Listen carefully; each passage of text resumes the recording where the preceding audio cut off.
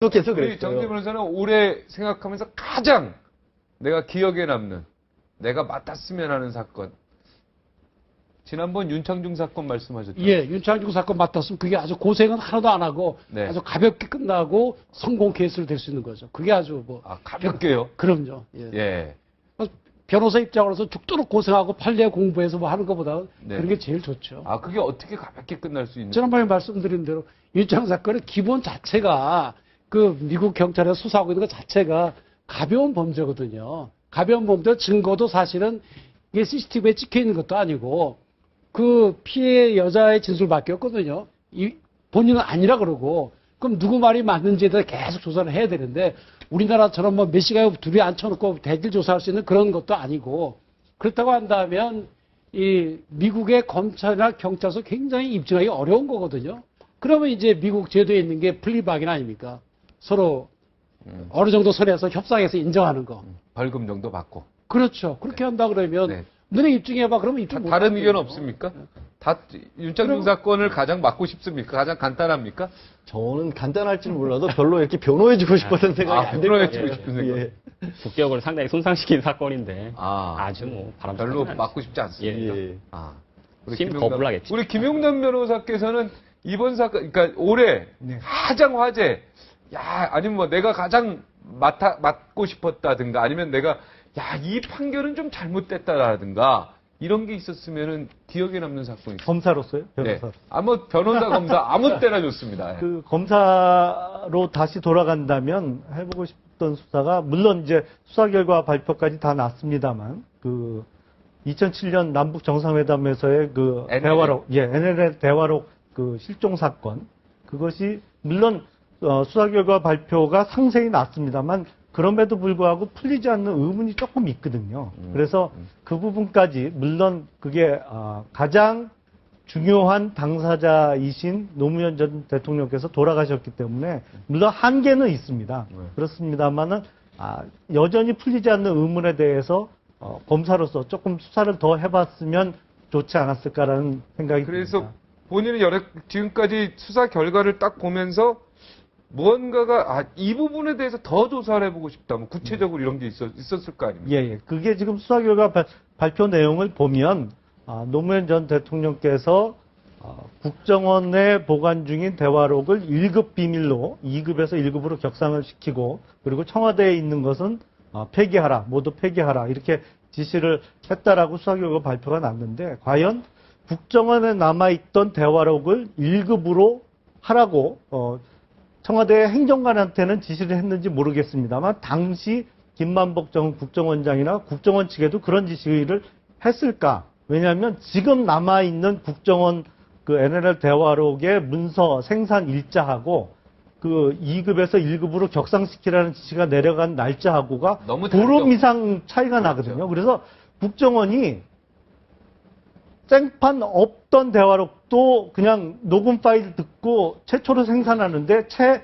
3일이 안 걸렸습니다. 근데 그거를 약간 자꾸 수정하는데 보름 이상 걸렸다는 게 제가 잘 이해가 안 되거든요. 그래서 제가 드는 의문은 혹시 그때 국정원에 있던 것도 국정원을 통해서는 폐기하라는 지시가 내려가서 폐기가 됐다가 나중에 국정원에서 다른 이유로 국정원장이나 고위 간부층에서 다른 이유로 다시 생산한 문서가 남아있는 것이 아닌가라는 의문이 듭니다. 그래서 개인적으로는 그 사건 그러니까 수사를 해봤으면 노무현 하는 대통령이 욕심이 있습니다. 사실은 다 폐기하라고 한 것 같다. 이런 그럴 얘기죠. 가능성이 있지 않나 싶습니다. 지금 남아있는 문서 생산 일자하고 안 맞거든요, 너무. 네, 다른 이유로 국정원이 그걸 생산해낸 예, 것 같다.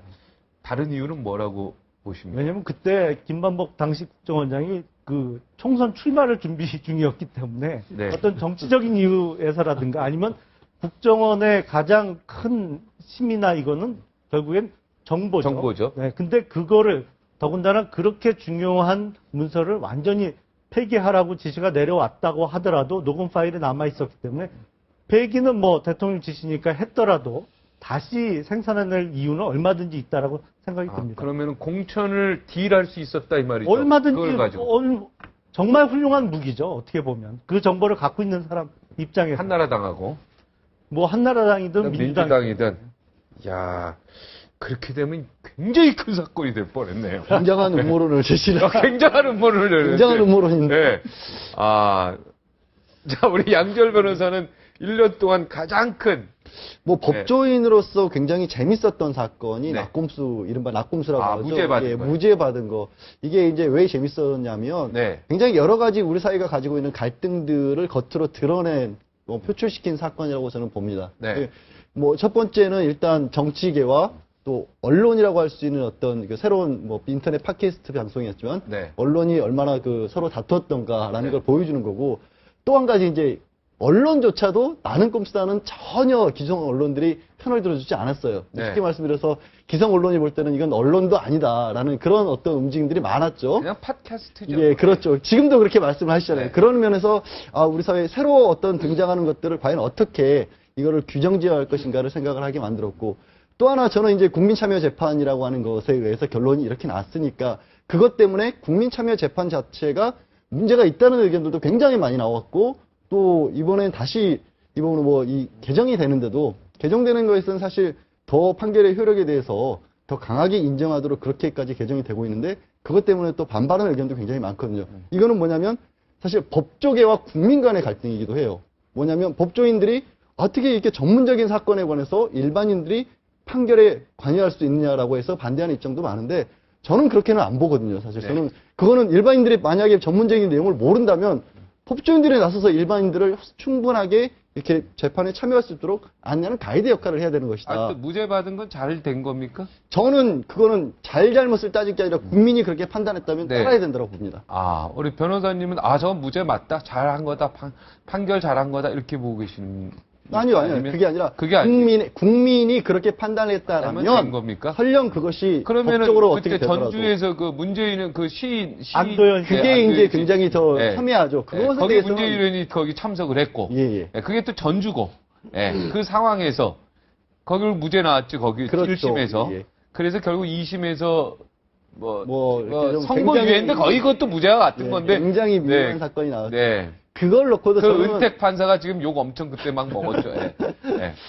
저는 그 과정이 뭔가 재판 진행 과정에서 분명히 미숙한 부분이 있었다라고 봅니다. 왜 굳이 거기에 문재인 의원이 거기에 앉아 계셨어야 했고 하지만 또 그렇다고 해서 그게 어떻게 보면은 커다란 취지에서 본다면 국민참여재판이라고 하는 것이 자리를 잡아가는 과정에서의 하나의 해프닝이고 그런 어떤 해프닝이라는 건 문제가 있다는 겁니까? 문제는 있다라는 거죠. 네. 문제는 있었다는 거죠. 그게 문제가 있다고 해서 국민참여재판 자체를 이렇게 뭔가 좀 축소하자는 움직임이 일어나는 게 굉장히 우려스러웠다는 거죠. 저는. 국민 참여재판이라는 것 자체가 사실 그 판사가 신이 아니니까 사실관계 확정에 있어서 경험이 많은 국민들로 하여금 상식적으로 판단을 하자라는 취지에서 도입이 된 거거든요.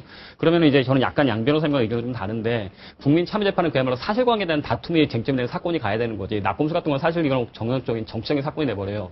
거기서 배심원들의 정치적인 판단이 개입될 수가 있기 때문에 오히려 그러니까 결론에 대한 찬성 여부는 상관없이 그런 정치적인 쟁점이 될 수 있는 사건에 대해서는 국민참여재판은 오히려 상당히 좀 제한되어야죠. 그게 국민참여재판을 올바르게 정립시키는 계기가 될 수 있다고 저는 생각해서 방청객들 분위기에 이 배심원들이 어떻게 보면은 흐를 수가 있잖아요. 그죠? 맞아. 그 예. 분위기에 아예 방청객 없이 배심원들이 객관적으로 딱 볼 수 있는 그런 분위기도 괜찮을 것 같다는 생각이 방청객도 드는데. 그렇고요. 사실 이제 국민참여재판이 사실 어떻게 보면 원형이라고 볼 수 있는 배심제도 같은 것이 원래 이제 왕이 임명한 재판관을 믿을 수가 없다.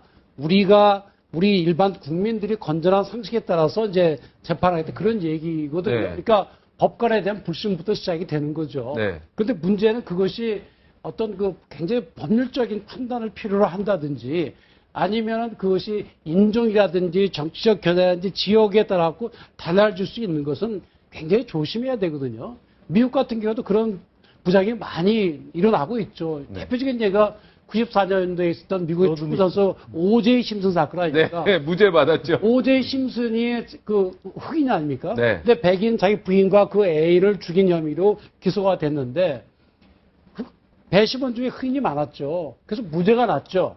무죄가 났고 반면에 민사재판에서는 또 유죄로 됐어요. 민사에서는 죽인 거 맞으니까 돈 물어줘라 이렇게 됐거든요. 말이 안 되는 건지 앞뒤가. 그 예를 들어 또 원래 형사사건의 결과를 보고 민사사건에 영향을 받게 돼 있는데. 그러니까 그 배심원이 또 달라지겠죠. 네, 전혀 달라요. 근데 예를 들어서 미국의 남부 같은 데는 굉장히 보수적인 경향이 강하거든요.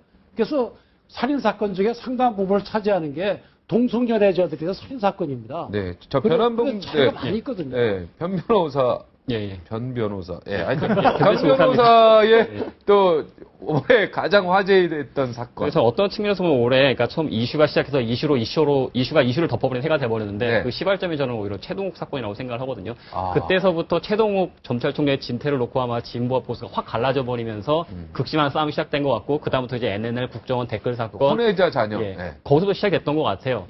그 개인적으로는 제가 만약 최동욱 검찰총장의 변호인이 된다라면 정말 유전자 금식까지 해가면서 제대로 한번 진실을 밝혀보고 싶다는 생각이 들어요. 아. 예, 그게 가장 기억에 남는 사건이고 그게 최동욱 검찰총장을 지지했던 분들에 대한 예의일 거라고 생각을 합니다. 영원히 물음표로 남았어 이게. 그러니까요. 그죠? 그러니까 한동안 양 변호사님 저 같은 분도 최동욱 전 검찰총장을 되게 지지를 했고 검찰 동성 차원에서 이건 문제가 있다는 입장이었는데 그런 측면에서 예의 차원에서도 진실은 밝혀야 될 거라고 생각합니다. 숙제를 하나 남겼다고 저는 생각을 해요. 이거 영원히 물음표로 가지 않겠습니까? 아니요. 해결을 해서 해결의 여부가 아니라 만약에 정말 그런 거죠. 어떤 개인의 사생활 문제라는 것과 또 공직자로서의 지켜야 될 문제라는 것과 어디까지 우리 사회가 선을 그어야 될 것인가를 좀 이번 기회에 규명을 해볼 수 있는. 변 변호사님 예. 예상 밖의 결과가 나오면 최동욱 총장의 지지를 철회할 겁니까? 저는 지지를 했다 지지를 철회를 했습니다.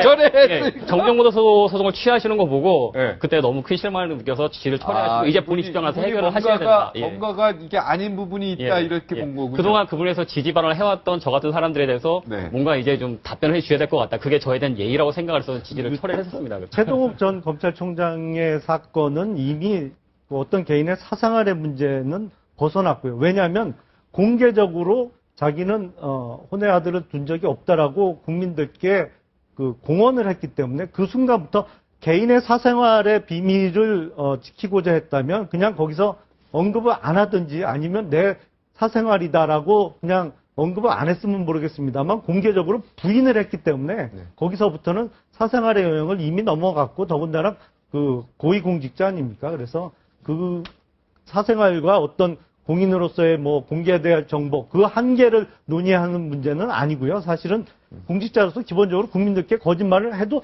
되느냐 안 되느냐 이 네. 문제로 보입니다. 네, 오늘 영남재분 사모님 사건 네. 이것도 굉장히 사실 논란의 여지가 있는 거죠. 형집행정지를 그죠? 네. 그 총 한 번 안 싸운 사람이 가가지고 이게 실수냐 뭐 진짜 지시를 받았었느냐 여러 가지 어설픈 네. 얘기였고 알고 보니 회장님하고 이혼 상태도 아니었고 별거 상태였죠. 그리고 전두환 추징금의 이자 세금에는 가산세 엄청 묻히면서 그죠? 세금 안 내면 예. 아시죠? 예. 근데 추징금에는 이자 안 지금 다 끝났어요. 그래서 한 번 더 신년에 한 번 더 하도록 하겠습니다. 자, 59초 후에 다시 돌아오겠습니다.